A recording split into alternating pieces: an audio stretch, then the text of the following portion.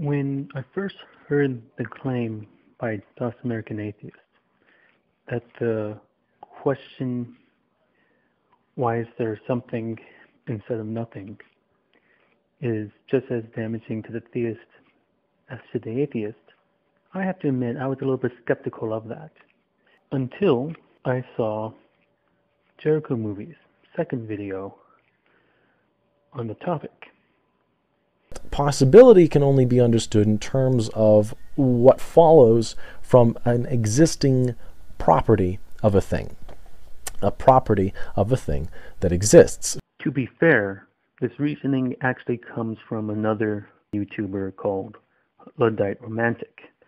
Nevertheless, is a reasoning that Jericomovie agrees with. And even though I could stop it right here and go into how this counter seems a little confused, for the sake of argument, I'll just work with it because I'm more interested in where Jericomovie actually goes with this idea than with the actual truth value of it. And where he goes, quite frankly, or ironically, nowhere.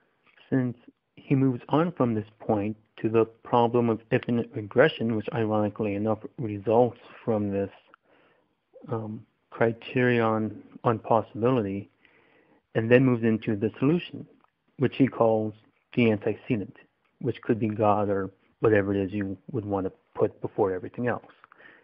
And the reason why this would solve the problem, according to Jericomovie, is that whatever this is that would be before everything else would be immaterial.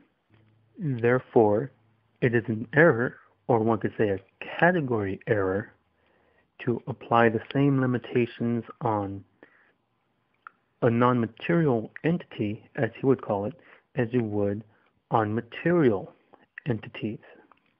As soon as we start talking about non-physical entities, the gloves come off, all bets are off, and we really are dealing with something in which we don't know a whole hell of a lot about.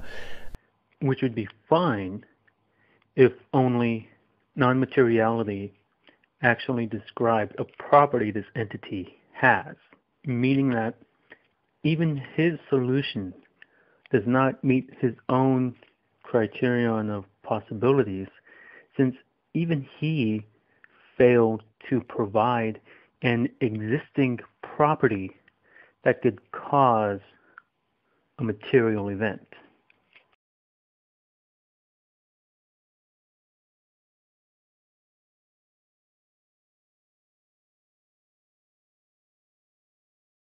I feel like there's much penis going on here, which is nice.